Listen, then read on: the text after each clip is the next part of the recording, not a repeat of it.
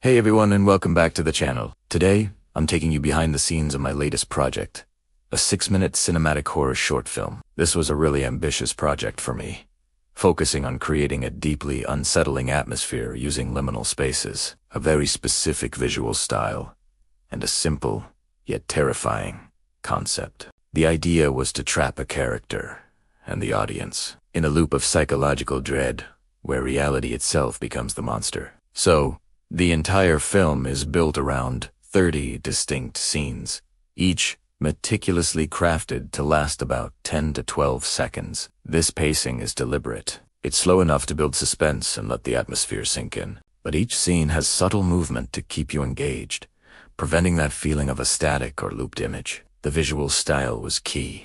I aimed for an ultra-realistic, dark cinematic look. Think soft fog, deep shadows that hide more than they reveal.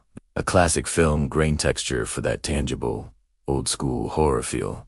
And of course, everything shot in a 4K cinematic format. The camera movement is always slow, almost predatory, gliding through the spaces to enhance that feeling of being watched. Another crucial decision was to have no text, no subtitles, and absolutely no narration within the film itself. I wanted the story to be told purely through visuals and sound. The sound design is a character in its own right. It's not about jump scares. It's about a constant, creeping horror. We used a low ambient drone as the foundation, a subtle heartbeat rhythm that syncs with the rising tension, deep bass rumbles that you feel more than hear, and a general atmosphere of pure dread. Our protagonist is a lonely man. We see him in a dark hoodie, his face etched with exhaustion. It was important to have a consistent, realistic character throughout all 30 scenes. Someone the audience can latch onto as he descends into this nightmare. His tired eyes make him feel vulnerable, relatable. You feel his isolation even before the strange events begin. Let's walk through the story. The film opens in a dark apartment hallway at night. It feels familiar, but at the very end stands a strange wooden door. It's out of place, wrong. Our character, the man, is walking down the hall when he notices it and just freezes. The entire world seems to stop in that moment of recognition. Then, the tension ratchets up. The door handle moves, just a fraction. Olvi itself, a soft, unidentifiable sound seeps from behind the door. It's an invitation and a warning. Against his better judgment, he starts to walk closer, his steps cautious and slow. This is where we play with perception. As he moves forward, the hallway seems to stretch, becoming longer than it was just moments before. This is a classic liminal space trope, making the environment an active antagonist. When he finally reaches the door, he sees it's now slightly ajar. Through the crack, he doesn't see another room, but darkness that moves and writhes like thick smoke. A faint, unintelligible whisper echoes from within, pulling him in. He makes the fateful decision and steps inside. The moment he crosses the threshold, the hallway behind him vanishes. There's no going back. He finds himself in a twisted, distorted version of his own apartment. The furniture is warped. The dimensions are wrong.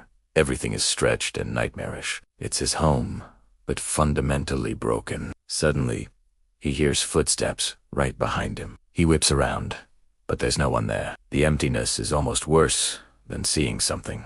The lights in this distorted space begin to flicker erratically, and as they do, another door materializes at the end of this new, warped corridor.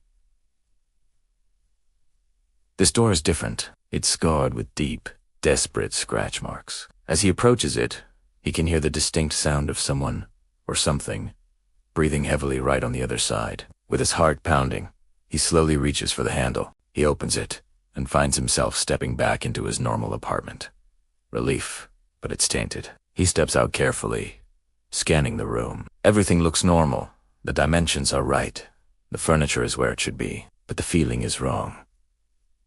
The air is heavy, charged. He turns around, expecting to see the scratched door, but it's gone. The wall is solid, plain.